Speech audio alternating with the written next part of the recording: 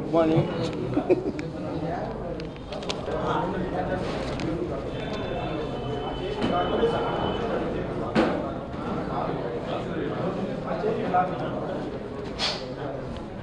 అది కాదు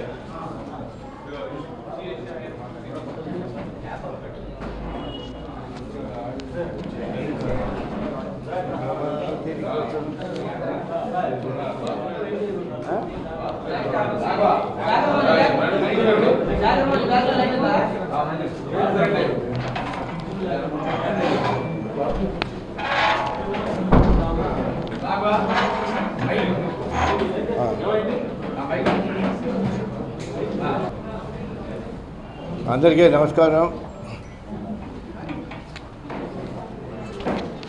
ఇప్పుడు ప్రెస్ కాన్ఫరెన్స్ పెట్టింది ఎందుకంటే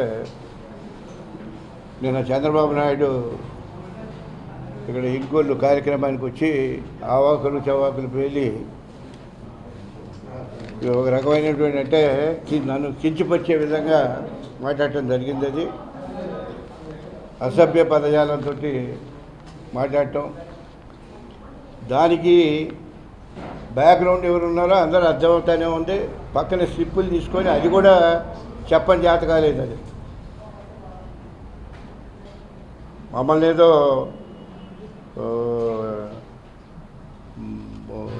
ఒక రకంగా చెప్పాలంటే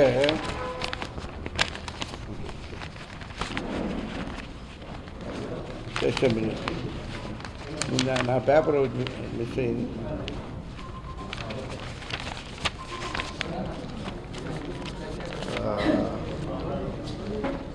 ఫస్ట్ పేజీ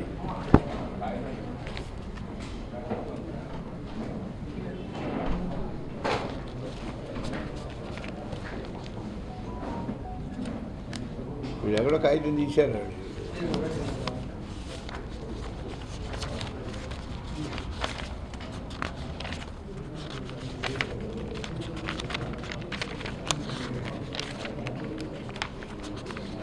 నేను చేసిన కామెంట్స్ అయ్యా సార్ మీ దగ్గర కూడా ఉంటుంటాయి. ఇప్పుడు అవన్నీ అది ఆల్రెడీ మీ దగ్గర నుంచి మేము చూసినాయి కాబట్టి అది మీ దగ్గరే ఉన్నాయి. అది నేను ఏమి కామెంట్ చేసినవి కూడా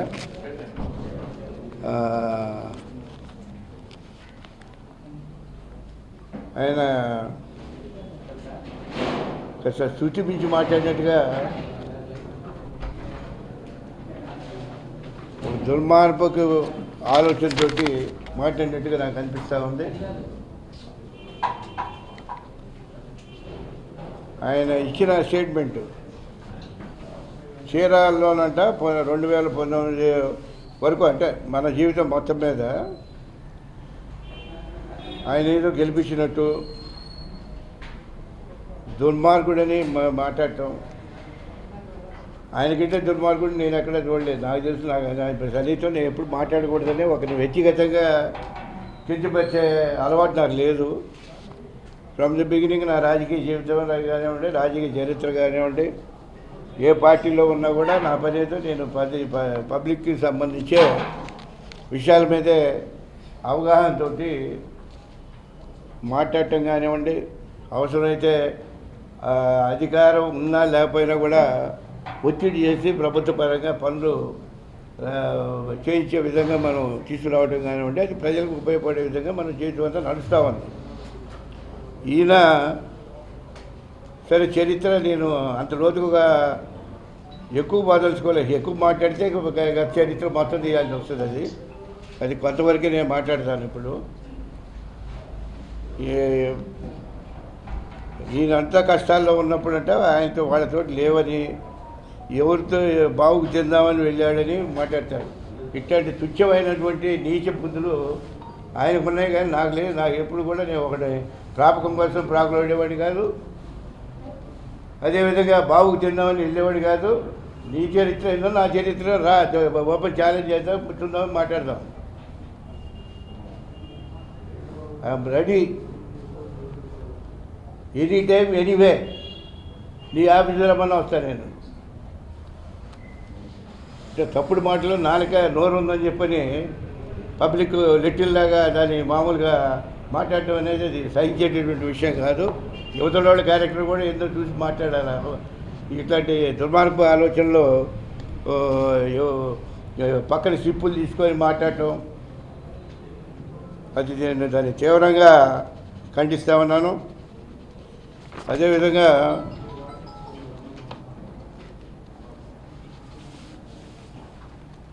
అనేక సంఘటనలు ఇప్పుడు నేను టీడీపీలో ఉన్నప్పుడు కానివ్వండి, నా రాజకీయ జీవితం ఏందో నీకు తెలుసు స్పష్టంగా. 1978 నుంచి లెక్కేసుకుంటే అంతకుముందు 75 నుంచి నేను యూత్ కాంగ్రెస్ ప్రెసిడెంట్గా జిల్లాకే ఉమ్మడి ప్రకాశం జిల్లాలో నేను పనిచేశాను.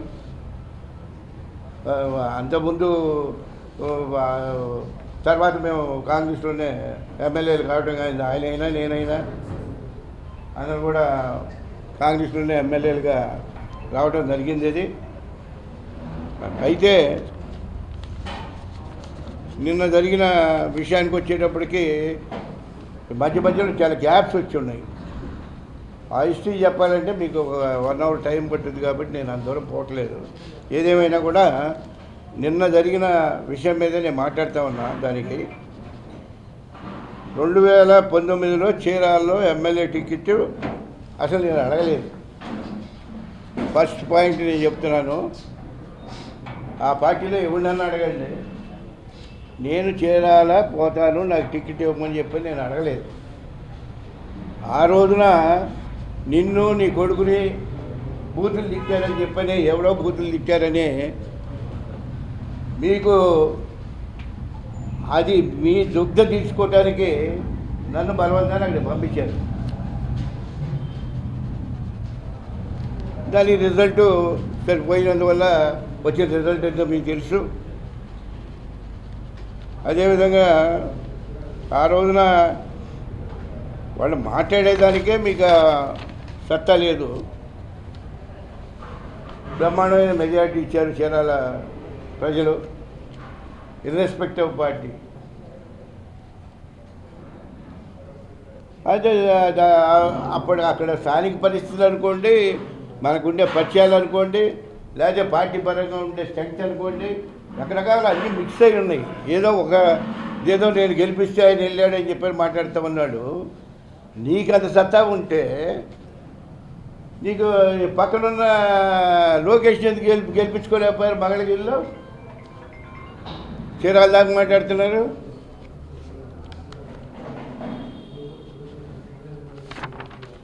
అదేవిధంగా ఇవాళ ఈ పార్టీల మార్పుల విషయంలో మాట్లాడుతూ ఉన్నారు.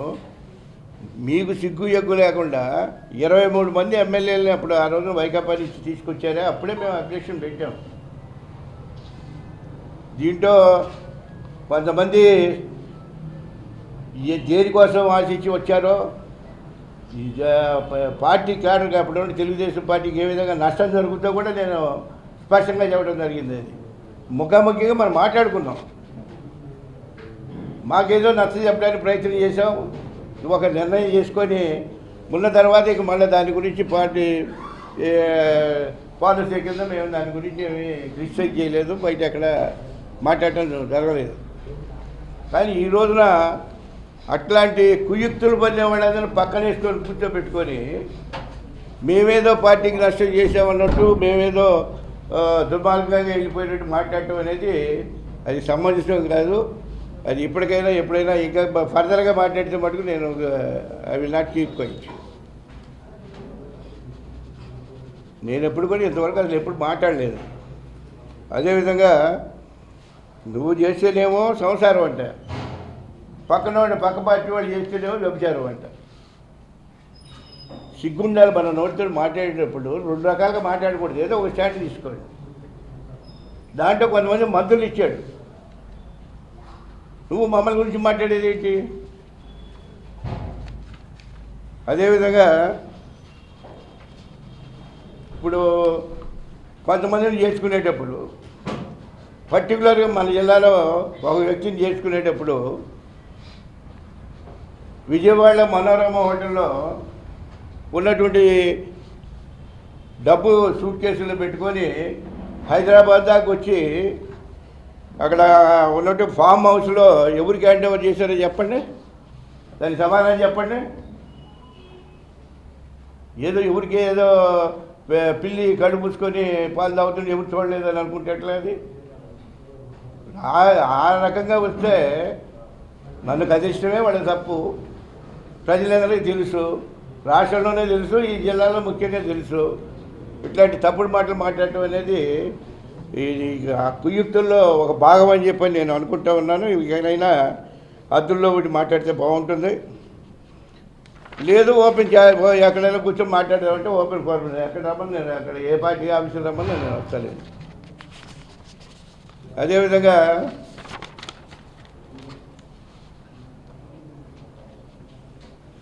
ఇప్పుడు పార్టీ అక్కడ ఏం జరుగుతుంది?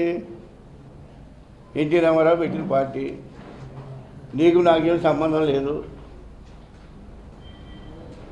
సరే ఏదో పరిస్థితుల ప్రభావంతో నీకు అధికారం వచ్చింది. మేము కాంగ్రెస్ ఎమ్మెల్యేలు అప్పుడు, మేము ఎన్టీఆర్ సీఎం అయినప్పుడు ఆయన గాలిలో అందరం కొట్టుకుపోయాం. ఇప్పుడు ఏదో స్వచ్ఛంగా వీళ్ళు దీంట్లో నుంచి వచ్చినట్టుగా మాట్లాడటం అనేది కనీసం గత మాట్లాడేటప్పుడు ఇంగిత జ్ఞానంతో మాట్లాడటం మంచిదని చెప్పని ఈ సందర్భంగా నేను సూచన చేస్తూ ఉన్నాను. అదేవిధంగా పార్టీ కోసం అహర్నిశలు కష్టపడి పనిచేసినటువంటి పెద్ద పెద్ద నాయకులందరూ కూడా వాళ్ళు ఏ విధంగా ఎట్టి పరిస్థితుల్లో ఎలాంటి పరిస్థితుల్లో వాళ్ళు ఏ విధంగా చిత్రహింసలు పెట్టిందో మాకు తెలుసు. అది కానీ ఇది ఓపెన్గా మాట్లాడటం సమస్య ఉండదని చెప్పని నేను ఉన్నాను. కానీ అటు పైటాల రవి విషయంలో కానివ్వండి, ఇటు కోట శివప్రసాద్ విషయంలో కానివ్వండి, ఏం చేశారు మీరు? కనీసం పరామర్శకి అన్నాను. శివప్రసాద్ చాలా బాధపడ్డాడు నాతో. కనీసం నేను ఇబ్బందుల్లో ఉన్నప్పుడు ఒక మాట, ఒక పలుకు, ఫోన్ అన్నా చేసి మాట్లాడలేని పరిస్థితిలో ఉంటే నేను దేనికోసం నేను ఇది కష్టపడ్డానని చెప్పని అతను నా స్వయాన నా ఎదురుగా నేను బాధపడేటటువంటి విషయం నేను చెప్తున్నాను. ఇది బయటికి చెప్పకూడదు అనుకున్నాను, కానీ తప్పలేదు. నా మీదే మచ్చేసే పరిస్థితుల్లో నీ దగ్గర అన్నీ నేను మచ్చలు పెట్టుకొని మా మీద మచ్చలేసేది. After all what are you? ఒకటి ముఖ్యమంత్రి అయినంత మాత్రమే కొమ్ములు తిరిగిపోతాయా? మన గత జీవితాన్ని మర్చిపోతావా? అదేవిధంగా శివప్రసాద్ అంత బాధపడ్డాడు. బాధపడితే నేను చెప్పాను ఇతనికి. కనీసం పోయేవాళ్ళేమో ఆ పెద్ద పెద్ద నాయకులు అంతా ఉన్నారు, మా బృందం అంతా. ఒక్కడి ధైర్యం చేసి పోయి అతను పలకరించిన వాడు లేడు. ఎందుకంటే పార్టీలో ఉన్నాడు, తప్ప ఉప్పో ఏం జరిగిందో మనకు తెలియదు. అతను ఇబ్బందుల్లో ఉన్నప్పుడు, హాస్పిటలైజ్ అయినప్పుడు పరామర్శకు కూడా పోవడానికి నీకు ఇది లేకుండా కట్టడి చేసి అతని నుంచి ఏదో నష్టం జరుగుతుంది అన్నట్టుగా భావన క్రియేట్ చేస్తే ఆ రోజు నేను చెప్పాను ఇది కరెక్ట్ కాదు. అది నేను వెళ్తున్నాను, నేను నాకు ఒక స్నేహితుడిగా నేను వెళ్ళొస్తాను నేను అని చెప్పి నేను ఇంకా ఆయనకి ఏం చెప్పాను, చంద్రబాబు నాయుడు పంపన్నాడని నిన్ను కవర్ చేసి వచ్చాను. పరామర్శ చేసి రమ్మన్నాడు. నువ్వు ఇట్లాంటివన్నీ తప్పుడు సంకేతాలన్నీ మీరు తప్పులన్నీ పెట్టుకొని ఎవరిని మీరు బదనాలు చేద్దామని ఆలోచన చేస్తున్నారు. ఇది ఇట్లాంటి వాళ్ళు నన్ను విమర్శించే స్థాయి ఇది. పార్టీ ఎప్పుడు కూడా కష్టకాలంలో ఉన్నప్పుడు ఇందా చెప్పాడు, కష్టకాలంలో అంటే ఈయన ఎప్పుడు కష్టపడింది మొన్నగా పాపం వెళ్ళొచ్చింది. నువ్వు ఎందుకు వచ్చింది? అది కూడా మన ఇక్కడ ఉన్నటువంటి వాళ్ళు పొత్తుపూగులు జగన్మోహన్ రెడ్డిని హెకిల్ చేస్తా, నువ్వు ఫలానా నీ ఖైదీ నెంబర్ ఇది, నీకు సెల్ నెంబర్ ఇది, నువ్వు ఇన్ని నెలలు జైల్లో ఉండొచ్చావని హెకిల్ చేస్తుంటే కోపం వచ్చి న్యాచురల్గా ఇప్పుడు ఇరిటేట్ చేస్తుంటే మనుషులు ఎందాక తట్టుకుంటారు. ఇప్పుడు నాకు నా వరకు నేను ఎప్పుడు ఇవాళ ప్రెస్ కాన్ఫరెన్స్ పెట్టాలని ఎప్పుడు నేను అనుకోలేదు. నీ తప్పులని నీ దగ్గర పెట్టుకొని అవతలని హ్యూమిలేట్ చేస్తుంటే మా వాళ్ళు మాట్లాడతారు. నువ్వు రెచ్చగొట్టిందేమో బయట కనపడదు. ఈ విధమైన కోతలు కూర్చున్నప్పుడు నీకు 5 నెంబర్లు నీ ఏ జైలుకి పోయించింది ఎన్ని రోజులు అవతల మాట్లాడి ఇప్పుడు ఎందుకు మాట్లాడట్లేదు మీరు?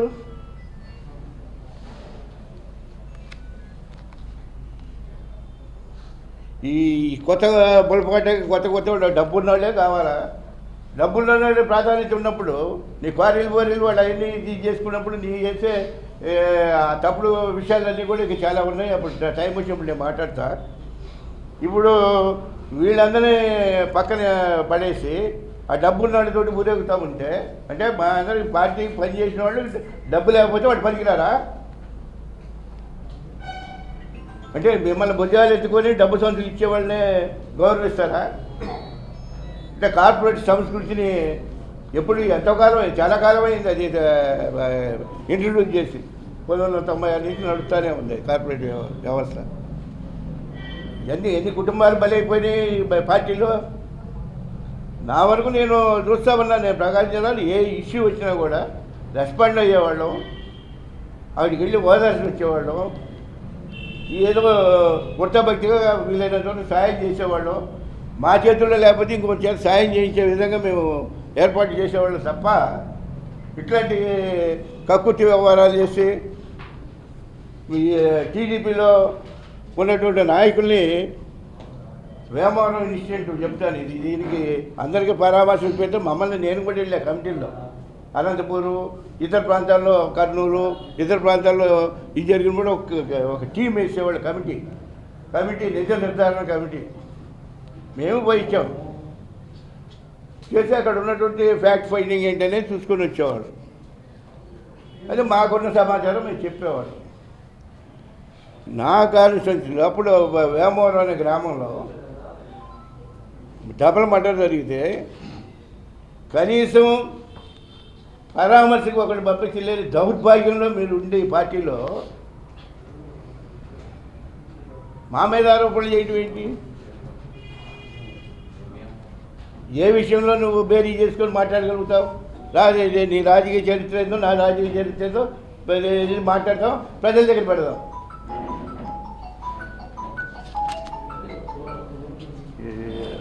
అంతేకాకుండా ఇప్పుడు నేను అనేకసారి ప్రసంగాలు మీరే ఉన్నారు, విని మీకు బోరు కొట్టుంటుంది. పార్టీ అధికారంలో లేనప్పుడేమో కార్యకర్తలే నా ప్రాణం అంటాడు. వీళ్ళకి అది నమ్మి కనుక ఆ పోలింగ్ బూతుల దగ్గర అక్కడో ఇక్కడో పడి కేసులు ఇరుక్కుంటే వాళ్ళ గురించి పట్టించుకోరు. నేను సజెషన్ ఇచ్చాను, పార్టీకి పనిచేసి పార్టీ పరంగా వచ్చే కేసులన్నా మనం ఎడ్యుకేషన్ పెట్టమో లేకపోతే వాళ్ళకి ఏదైనా ఫైనాన్షియల్ సపోర్ట్ ఇవ్వటమో కనీసం వాళ్ళ కోర్టుల దాకా వెళ్ళొచ్చేదానికి ఖర్చులనే ఇవ్వాల్సిందే అని చెప్పని నేను సజెస్ట్ చేశాను. దాన్ని పక్కన పడేశారు. ఇంక దానికి ఏదో కథలు చెబుతారు, ఇన్సూరెన్సులు ఆ ఇన్సూరెన్సులు ఈ ఇన్సూరెన్సులు చచ్చిపోయిన తర్వాత వచ్చాయి. ఇవన్నీ ఆవేదన ఉన్నా కూడా మేము ఎప్పుడు ఈ విధంగా ఎప్పుడు మాట్లాడలేదు. ఈ బల్లికొరకు మండలం వ్యవహారం దాంట్లో వచ్చినప్పుడు నుంచి మటుకు నాకు మనసులో చాలా ఆవేదన ఉంది. కనీసం ఒక్కడు కూడా వచ్చి పరామర్శ చేయలేదు. అక్కడ ఉన్నటువంటి ఆడవాళ్ళు కళ్ళమ్మ నీళ్లు పెట్టుకొని అయ్యా మమ్మల్ని మీకు ఓటు వేసినందుకు మమ్మల్ని ఏ విధంగా చంపుతారా, తెలుగుదేశం పార్టీకి ఓటు వేసినందుకు అని చెప్పారంటే మేము ఏం సమాధానం చెప్పాలా? నాకు అప్పుడు కోపం వచ్చి నేను అన్నాను, ఆ చేసిన వాడిని వాళ్ళు మాట్లాడుకో, నా తప్పు కాదు, నేను వద్దని చెప్పాను. నువ్వు ఇది ఇచ్చి ఆ తప్పులన్నీ చేసి ఇక్కడ పార్టీకి పనిచేసి నీకు నాకు మా ఇద్దరి కంటే ముందు ఉన్నాడు వాళ్ళు పార్టీలో. ఆ విధంగా మాట్లాడటం ఆ దుర్మార్గపు ఆలోచనలు మీకుంటాయి కానీ మాకు ఉండవు. ఇంకోటి ఇంత దాకా ఎందుకు? మన ఇద్దరం ఒకసారి వచ్చాం 1978లో. యూత్ కాంగ్రెస్లో కూడా ఉన్నాను నేను జిల్లా ప్రెసిడెంట్ ఆ రోజున. వీళ్ళు ఆఫ్టర్ ఒక బ్లాక్ ప్రెసిడెంట్. బ్లాక్ అంటే అప్పుడు సముద్రంలో ఉండేవి మండలాలు. ఇప్పుడు తర్వాత మా ఎన్టీఆర్ వచ్చినా మండలాలు పెట్టారు. ఆ రోజుల్లో నేను జిల్లా ప్రెసిడెంట్ని, నేను యాక్టివ్గా ఉండేవాడిని. మాతో పాటు అదే రైతంగా అందరం కలిసి ఉండేవాళ్ళం. అది ఆ తర్వాత అవకాశాలు వచ్చినా కూడా నేను ఎప్పుడు ఇందిరాగాంధీని ప్రొటెక్ట్ చేయటం కానీ ఇవన్నీ మీకు తెలిసినటువంటి విషయం నేను రిపీట్ చేయాల్సిన పని లేదు. ఆమె ఈజ్ మై థర్డ్ సన్ అని చెప్పాను. అందుకంటే క్రెడిట్ భుజకీర్తులు మేము ఎప్పుడు ఆశించలే. ఈ నువ్వనే తప్పుడు కోతలు ఎప్పుడు మేము ఎప్పుడు మనుషులు ఇక్కడ అనిపించుకోలేదు. నీ స్వార్థానికి నేను ఢిల్లీ వెళ్ళి పివి నరసింహారావుకి ఆ రోజు నా పివి నరసింహారావుని కన్విన్స్ చేసి, అంటే చిత్తూరు జిల్లాలో ఉన్నటువంటి పాలిటిక్స్లో మేము ఒక రకంగా నేను ట్రై చేసుకుంటే నేను మంత్రిని ఆ రోజు. కానీ నాకు అసలు ఇది లేదు. సరే ఇతను నోరు తెరిచి అడిగాడు. వచ్చి నేను ఢిల్లీ వెళ్ళాము. అటువేమో మన రాజగోపాల్ నాయుడు గారు ఉన్నారు ఎంపీగా చిత్తూరు జిల్లా నుంచి. ఆయనేమో రంగా గారి ద్వారా ఆయన రికమెండ్ చేశారు. నేను పివి నరసింహారావు గారికి ఆయన నచ్చ చెప్పి, ఎందుకంటే కిరణ్ కుమార్ రెడ్డి గారి ఫాదరు ఆయన శిష్యుడు, పివి శిష్యుడు అమర్నాథ్ రెడ్డి గారు అని ఆయన మంత్రిగా చేశాడు. ఆ రోజున నేను పట్టుబట్టి ఇది చేస్తే ఆయన నవ్వుతా అన్నాడు. ఏమై అందరూ నాకుగా నెగబట్టుకుని వస్తే నువ్వు ఇంకోటి కోసం వచ్చావు ఏంటని క్వశ్చన్స్ వేసిన సందర్భాలు ఉన్నాయి. వీళ్ళందరూ అక్కడే ఉంటున్నారు. అవన్నీ గతం మర్చిపోతే ఎట్లా? సరే మంత్రి అయ్యావు. మంత్రి అయిన తర్వాత మాకేం పరపచ్చాలే ఎప్పుడు రాలా. సరే ఎన్టీ రామారావు కళ్ళల్లో పడ్డాము. మైత్రిగా కష్టపడి వచ్చాడని పిల్లలు ఇచ్చాడు. సరే తర్వాత సంగతులు నేను మాట్లాడినా. ఇకపోతే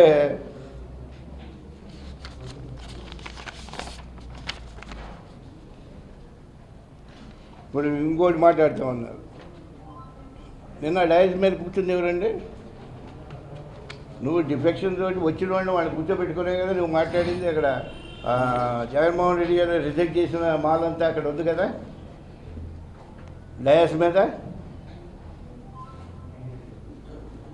ఈ పక్కనన్నా చూసుకొని స్లిప్పులు అందుకునే అంత శ్రద్ధ పక్కన ఎవరున్నారు, ఏ పార్టీ నుంచి ఎవడు వచ్చాడు, డయాస్ మీద ఎవడున్నాడు, ఎవడు పార్టీకి పనిచేశాడనే జ్ఞానం కూడా ఉండదా?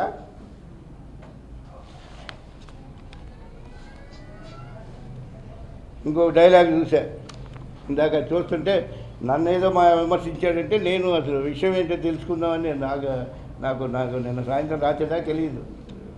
అయితే నేను ఫామ్ హౌస్ అక్కడి నుంచి వచ్చేటప్పటికి నా విషయం మా నాన్న చెప్పారు. ఏంటంటే నేను మొత్తం తీసి దాంట్లో ఉన్నది చూసిన తర్వాత నాకు అనిపించింది అది ఇతను చాలా తప్పు మాట్లాడాడు, అది కరెక్ట్ కాదని చెప్పని. అందుకనే మన ప్రెస్ కాన్ఫరెన్స్ పెట్టడం జరిగింది. అంతేకాకుండా ఇది మాట్లాడుతూ ఉన్నాడు. చెప్పడానికి సరదాగానే ఉంటుంది. ఆయన అంతా పక్క పార్టీల్లో ఉన్న వాళ్ళందరినేమో వస్తేనేమో వాళ్ళ చెత్త అంటాయి కదా, ఆ చెత్తను తెచ్చి ఇక్కడ వేస్తే సెంట్ అవుద్దా అని ఒక క్వశ్చన్ వేశాడు. ఈయనేమో సెంట్ ఫ్యాక్టరీ పెట్టి మరామతు చేసి ఆ 23 మందిని కూడా ఎంతమందిని పునీతులు చేసి పెట్టాడో చెబితే బాగుంటుంది. అది కనీసం పెనాయిలన్నా.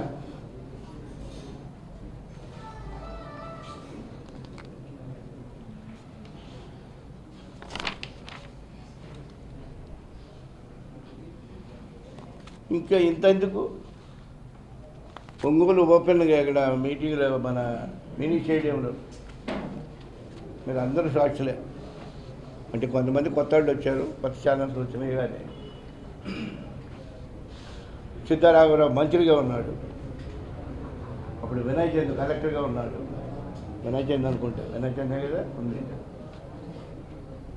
నువ్వు ముఖ్యమంత్రిగా ఉండే స్థానంలో నీ అది కూడా మర్చిపోయి నువ్వు ఇప్పుడు గలీజ్ మాటలు మాట్లాడేదానికి ఎవరైతే నిన్ను తిట్టారో, మా అబ్బాయి కొడుకులు తిట్టారు అని చెప్పని నన్ను ఒత్తిడి చేసి నన్ను అక్కడికి పంపించి నీ దుగ్ధ తీర్చుకోవటానికి, నీ పంతం నెరవేర్చుకోవటానికి వాడి కుర్చీలాగి ఇచ్చావంటే నీకు అంతకంటే సిగ్గుసేట్ ఏమైనా ఉందా? దాని వాల్యూ ఏంటిది? అసలు చాలామంది చూసినట్టు బాధపడ్డారు. మా కార్యకర్తలే చూసి ఏంటి ఉండన్నా రమ్మంటే చేస్తారు, గౌరవం చూస్తారు. పక్కన మంత్రిని లేపి, ఆ పక్కన ఉన్న కలెక్టర్లు లేపి అవతలకు పంపించి కుర్చీ లాగుతాడు. వాళ్ళందరూ సమ్మగా ఉంది. అప్పుడు అమలక్కలు తిట్టినప్పుడు అంతానేమో అది దాని మీద దొంగ తీసుకోవడానికేమో మా వచ్చాడు బలి వసూలు చేయడానికి ప్రయత్నం చేస్తుంటారు. మేమే కావాలి ఎవడైనా చేసి చెట్టు బోడిపోతం చేస్తాం.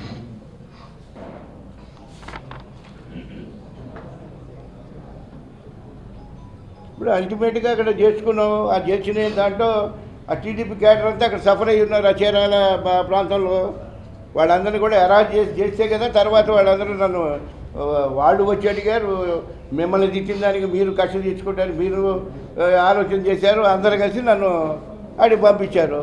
నేను ఏ కష్టమైనా నేను పడే సత్తా కెపాసిటీ నాకు ఉంది. గెలిపోవటం అనేది దాని గురించి నేను పెద్ద లెక్క పెట్టను.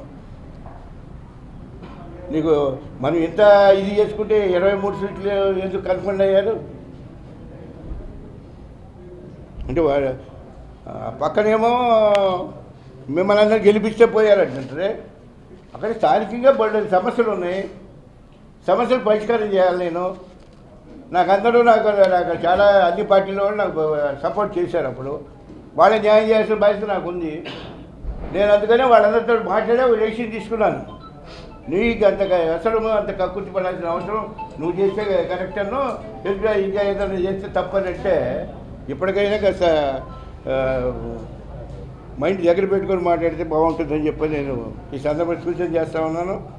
నీకు అట్లయితే చీరాల్లో జరిగిన అంత ముందు జరిగిన ఇన్సిడెంట్స్ అన్నిటికీ నువ్వు బాధ్యత వహించాలి కదా. ఈ టైంలో కూడా హెరాస్మెంట్ జరిగింది కదా అక్కడి క్యాడర్కి. మళ్ళీ అడిగితే వాళ్ళు చెప్పరా?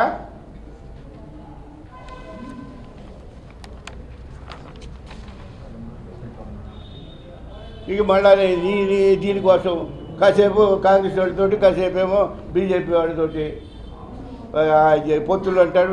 ఇది అప్పుడు ఉంటే ఎవరు చెప్పకుండా పోయారు కదా. ఇప్పుడు పార్టీ ఫోరంలో ఉన్నప్పుడు డిస్కషన్ వస్తుంది. డిస్కషన్ వచ్చినాక దీని మీద ఏది మంచి చెడు ఏంటి అనేది జరుగుద్ది. అప్పుడు మోడీ ఓడిపోతాడనేది ఒక ప్రచారం వచ్చింది. తప్పమని వెళ్ళి ఎక్కడో రాజీవ్ గాంధీ మెడలో రాహుల్ గాంధీకి అన్నీ రాహుల్ గాంధీ మెడలో దయచేసి వచ్చినటువంటి చరిత్ర మనం మర్చిపోతే ఎట్లా? నువ్వు చేసే ఒకటి, మేము చేసే ఒకటే. అదే విధంగా బీజేపీ వాళ్ళతోటి వాళ్ళకి మళ్ళీ మన ఇబ్బంది వచ్చేటప్పటికి మళ్ళీ వాళ్ళతోటి ఉంటాం, బ్యాలెన్స్ చేసుకోవడానికి ప్రయత్నం చేయటం.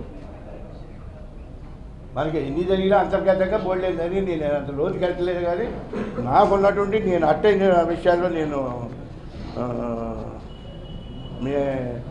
మీ అందరితో షేర్ చేసుకోవాలనుకున్నాను. ఎవడు రమ్మన్ మనం ఎదురుగా మాట్లాడతాను. రమ్మన్ మనం అతని ముఖం అది మాట్లాడేవాళ్ళు కదా. బుద్ధి లేని వాళ్ళు ఎప్పుడు చెప్పాడో. నేనేమైనా సీట్ అడిగానేమో. అక్కడ ఎవడైనా అడగండి. నేను రాజకీయాల నుంచి అనుకుంటాను. తప్పుడు కోతలు ఇది చెప్పుకోను కదా. మాకు అబద్ధాలు చెప్పే అలవాటు లేదు, నాకు అవసరం కూడా లేదు.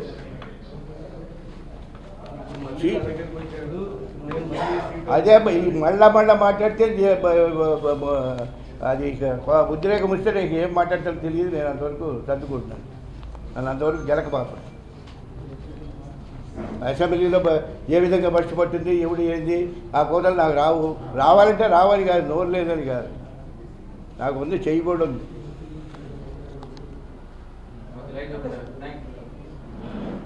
ఇప్పుడు దాన్ని సీట్ అనేది నేను అడగలేదు. వాడు ఆ తప్పుడుతనంగా ముందు ఫస్ట్ వాడు విత్డ్రా చేసుకోవాలి. నేను అడిగాను అనేది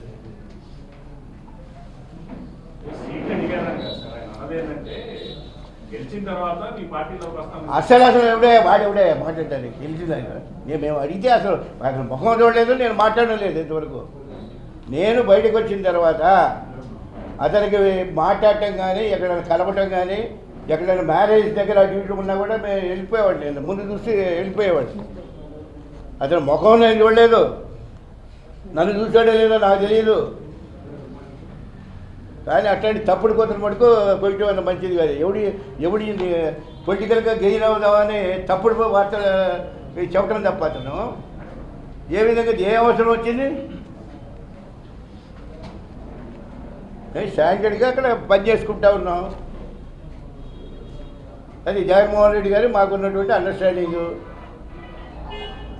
వెంకటేష్ని మా టీంలో పెట్టన్నా అని చెప్పి ఆయన చెప్పటం. బాస్ గారు మేమందరం కలిసి అప్పుడు వెంకటేశ్వరికి ఆయన బాధ్యతలు అప్పచెప్పడం జరిగింది. పార్టీ తరఫున ఆయన ఇన్ఛార్జి. ఇంకా సిగ్గు లేకుండా వీళ్ళకి అది మాట్లాడతారు. అది చాలా తీవ్రంగా ఖండిస్తున్నాను నేను ఆ విషయం మీద. ఎవడొస్తాడని చెప్పాడు అసలు తోటి నేను ఒక్క మాట అన్నా మాట్లాడాను ఎక్కడన్నా. ఇట్లాంటి అవాకులు చవాకులు వాళ్ళ దగ్గర ఈ జాతకం పూర్తిగా తెలిసిన వాడిని నా దగ్గర మటుకు ఒడతూపులకి చింతగా రాదని భావించబాబండి. మీకు సిగ్గు లేకపోతే నాకుంది.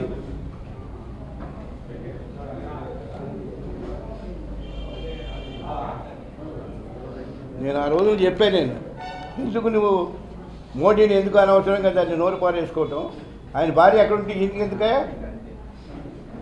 ఒడ్డు బలిసి మనం మాట్లాడి ఆ రోజు ఈ తప్పుడు కొత్తలు కూర్చున్నందువల్లే కదా ఇవన్నీ కూడా దేశ స్థాయిలో ఈ న్యూసెన్స్ అంతా క్రియేట్ అయింది. ఇప్పుడేమో వాళ్ళ కాళ్ళు వీళ్ళ గడ్డ పట్టుకొని తిరగాల్సిన అవసరం వచ్చింది. రైట్ రాయలకు ఉండొచ్చుగా. నోరు జారకూడదు ఎప్పుడైనా. నేను ఎందుకంటే నాకు కోపం వచ్చినా కూడా ఇంకా నోరు వేరే పదాలు రాకుండా ఇంకా జాగ్రత్త పడుతున్నాను. వీళ్ళకి ఈ టైంలో ఎందుకంటే ఈ టైంలో నాకు అర్థమైంది, నేను ఈ టైంలో ఎందుకు టార్గెట్ చేశారంటే పచ్చూరులో ఓడిపోయే పరిస్థితి ఉంది. ఆ రోజున నేను చీరాలకు పోయే టైంలో ఉంటే నన్ను పిలిపించి, ఏలూరు సాంబశివరావు కూడా ఉన్నాడు కదా, అతనేం చెప్పాడు, నన్ను పిలిపించారు.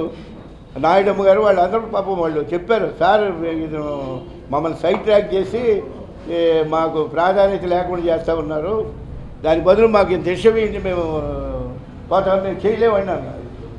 ఇంకోటి వచ్చాడు, మా ఉరితాడు ఇవ్వండి, మేము ఉరేసుకొని పోవాల్సిందేను ఓటు వేయాలంటే. అట్లాంటి సిచ్యువేషన్ నుంచి నేను దాన్ని సామరస్యంగా లాక్కొచ్చి నేరాలకు బయటపడ్డాం.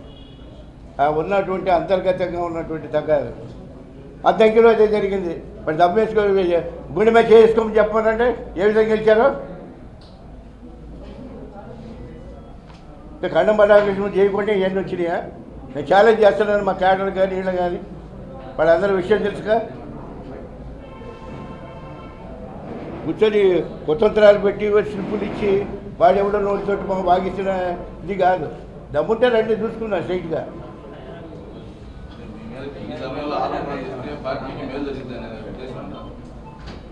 వాళ్ళకి నా మీద ఆరోపణలు చేస్తే అంటే ఇక క్యాటరు ఏమవుతారు. రేపు పొద్దున్న నేను యాక్టివ్గానే ఉన్నాం కదా, మనం ఒక డెసిషన్ తీసుకున్నాం, వెళ్ళిపోతున్నాం. వీళ్ళలో ఏదో కాస్త మన మీద తప్పులు నెపాలేదని చూపిస్తే క్యాడర్ని వాళ్ళు ఏదైనా అటు ఇటు బాగుండి ఉంటారేమో అనేది అతని ఆలోచన అయ్యి ఉండాలి. నాకు అనిపిస్తుంది అది. అందుకంటే ఏముంది,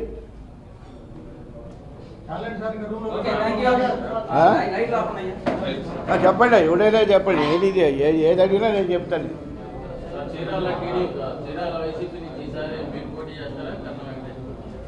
కళ్ళ వెంకటేష్ పోటీ చేస్తున్నా. కన్ఫర్మ్ 100 సార్లు చెప్పాము ఇప్పటికి. మీకు అవసరం, మీకు ఇష్టం లేకపోతే చెవులు పూడ్చుకోండి.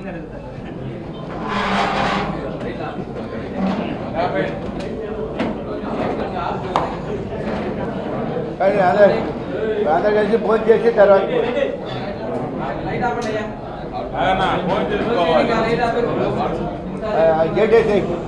గేట్ వేస్తే వాళ్ళు తిరిగిపోతారు. రిప్లై మీకు చాలా సందర్భాలు వస్తాయి, చూస్తాను. ఇక నేను ఎప్పుడు